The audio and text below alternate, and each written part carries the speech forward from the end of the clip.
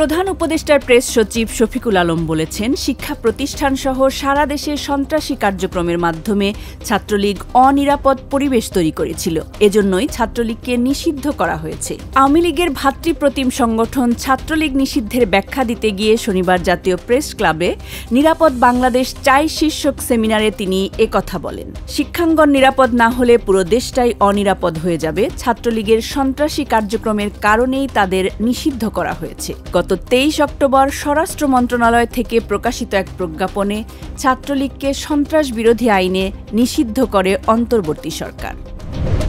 বকেয়া $800 মিলিয়ন আদায়ে বাংলাদেশে বিদ্যুৎ সরবরাহ আরও কমিয়ে দিয়েছে ভারতের আদানি পাওয়ার। অন্তর্বর্তী সরকারের বিদ্যুৎ ও জ্বালানি উপদেষ্টা মোহাম্মদ ফাউজুল কবির খান বলেন, আমরা ধীরে ধীরে বকেয়া পরিশোধ করছি এবং কেউ সরবরাহ বন্ধ করলে বিকল্প ব্যবস্থা নেওয়া হবে। কোনো বিদ্যুৎ উৎপাদনকারীকে আমাদের জিম্মি করতে দেব না।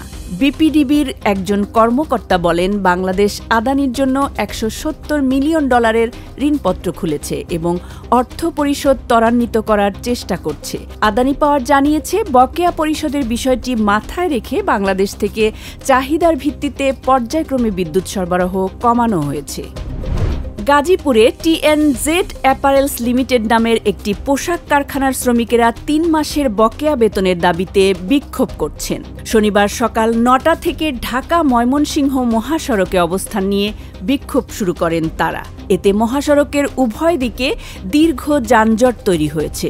কর্মস্থল ও গন্তব্যে পৌঁছাতে তীব্র ভোগান্তিতে পড়ছেন যাত্রীরা।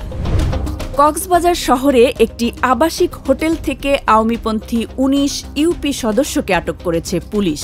শুক্রবার কক্সবাজার শহরের কলাতলী ইউনি রিসোর্টের হলরুম থেকে তাদের আটক করা হয়। জেলার 9টি উপজেলার ইউপি সদস্যদের নিয়ে গঠিত সংগঠন মেম্বার অ্যাসোসিয়েশনের আলোচনা সভা চলছিল। এ সময় পুলিশ ও অর্ধশতাধিক কথিত সমন্বয়ক তাদের হলরুম থেকে ঘেরাও করে। এরপর পুলিশ ও সমন্বয়ক পরিচয়ধারীরা এসে তল্লাশি শুরু করে। এ বিষয়ে পুলিশ বলছে, আওয়ামীপন্থী ইউপি সদস্যরা গোপনে বৈঠক করছে এমন তথ্যের ভিত্তিতে অভিযান চালিয়ে তাদের আটক করা হয়। বৈঠকে 70 জন ইউপি সদস্য ছিলেন, তবে বাকিদের ছেড়ে দেওয়ার কারণ স্পষ্ট করেনি পুলিশ। গত 24 ঘণ্টায় ইসরায়েলি বাহিনীর হামলায় আরও 44 জন ফিলিস্তিনি নিহত হয়েছেন। এ নিয়ে গত বছরের অক্টোবর থেকে গাজায় ইসরায়েলি বাহিনীর হামলায় এ পর্যন্ত 43,552 জন ফিলিস্তিনির মৃত্যু হল। এছাড়াও আহতের সংখ্যা দাঁড়িয়েছে 1,02,765 জনে।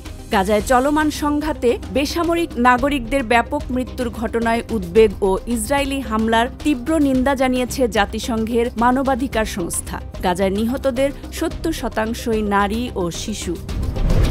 পাকিস্তানের কোয়েটা রেল স্টেশনে আত্মঘাতী বোমা হামলায় অন্তত 24 জন নিহত ও 53 জন আহত হয়েছেন। কোয়েটা বিভাগের কমিশনার হামজা শাফকাত নিহতের সংখ্যা নিশ্চিত করে বলেন, এটি একটি আত্মঘাতী বোমা বিস্ফোরণ।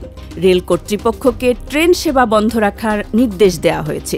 বেসামরিক নাগরিক ছাড়াও আইনশৃঙ্খলা রক্ষাকারী বাহিনীর কয়েকজন সদস্য নিহত হয়েছেন। নিষিদ্ধ জঙ্গি গোষ্ঠী বেলুচিস্তান লিবারেশন আর্মি বিস্ফোরণের দায় স্বীকার করে নিয়েছে।